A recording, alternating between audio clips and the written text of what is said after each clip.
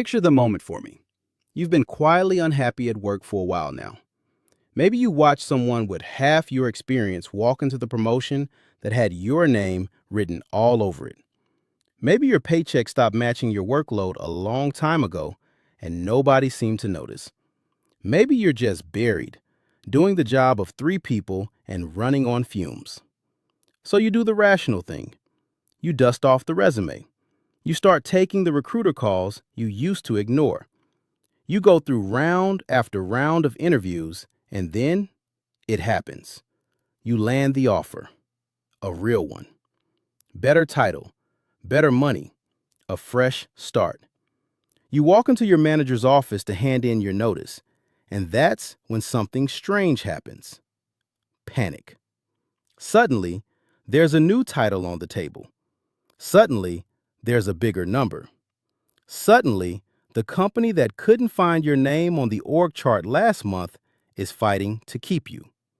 So what do? Today, I'm going to tell you why accepting that counteroffer might be one of the most dangerous moves you'll ever make for your career. What's going on, everybody? It's Dre. I spend my time pulling back the curtain on how corporate environments actually work, the parts nobody puts in the employee handbook, so that you can stop playing the game on the company's terms and start playing it on yours. I've seen the hiring process from the inside. I've watched how decisions about people really get made behind closed doors, and I've watched what happens to the folks who take the counter and the folks who walk. If you want more honest talk about protecting and advancing your career, do me a favor and hit that subscribe button, because what I'm about to share with you is something most people learn the hard way. Now, before I get into the why, let me set the table with what the data tends to show. If you go digging into the research on counteroffers, the picture is remarkably consistent and remarkably grim. The overwhelming majority of people who accept a counteroffer from their current employer are no longer at that company within a year. Not a slim majority, a landslide.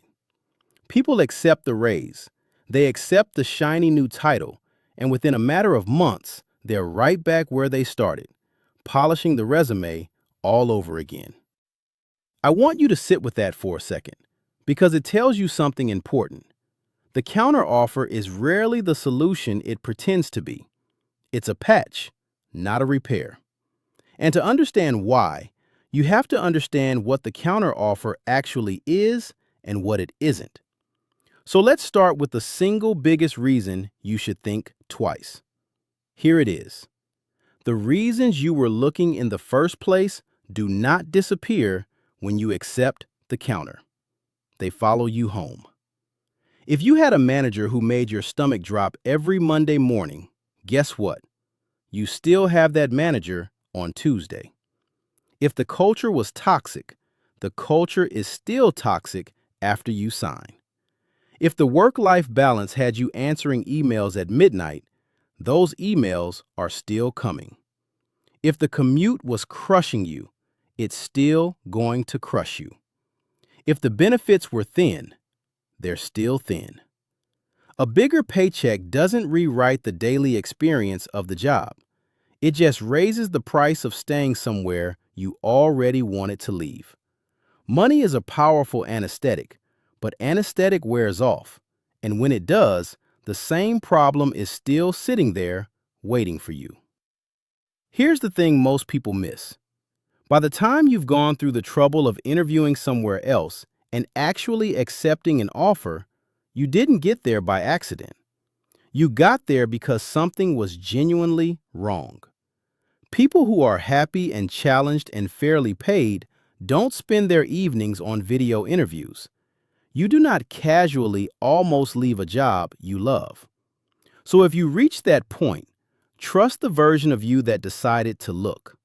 That version was paying attention. And let me say something that might sit uncomfortably because I think you need to hear it. You are allowed to be selfish about your career.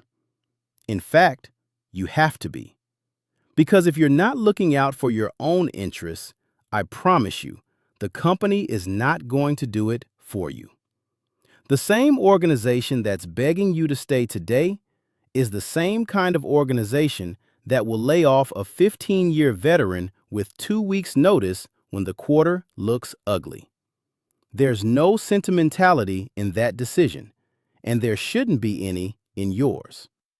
Walking away from a bad situation isn't disloyal. It's smart. It's the move a professional makes when they understand that loyalty in the corporate world runs in exactly one direction unless you make it run both ways. Now let's get into the part that really should make you nervous. You need to ask yourself a simple question. Why are they countering me right now? Because the honest answer is that until the moment you threatened to walk, they were perfectly comfortable undervaluing you. The money was always there. The title was always available. They just had no reason to give it to you because you weren't a problem yet. The counteroffer isn't recognition, it's a reaction. And a reaction tells you everything about how you were being treated all along. Either they were taking you for granted, or you caught them completely flat-footed with no plan to replace you. And now they're dangling a carrot to buy themselves time. Neither of those is a love letter. Both of those should worry you. Because here's what you've actually done by accepting that counter. You've shown your hand. The moment you announced you were leaving, you told your employer that you are, in their eyes, a flight risk. You are no longer the safe, committed, set-it-and-forget-it employee they assumed you were. And smart organizations do not get caught off guard twice. So even as they're smiling and welcoming you back, the quiet work begins. They start documenting what you know. They start thinking about who could cover your responsibilities. They start building the contingency plan they didn't have last week. In effect, by accepting the counter, you've handed them the motivation to make you replaceable. You've made yourself redundant by design. And it goes further than that. When the next rough patch hits, and there's always a next rough patch, who do you think leadership looks at first? The person who already signaled they had one foot out the door.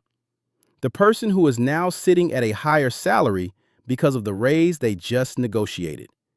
You've quietly moved yourself to the top of a list you never wanted to be on. You're more expensive and you're less trusted, which is a genuinely bad combination when budgets tighten. Think about how restructuring decisions actually get made. Somebody in a conference room is looking at a spreadsheet, and next to every name is a cost and a perceived risk. You just raised your cost, and you just confirmed in everyone's mind that you might leave anyway. From a pure number standpoint, you've made yourself the easy cut. That's not paranoia. That's just how the math works when nobody in that room owes you anything. And I want to be clear about something, because I know exactly what the counter is engineered to do to you emotionally. It's designed to make you feel valued in the precise moment you're most vulnerable. You're nervous about the unknown of a new job.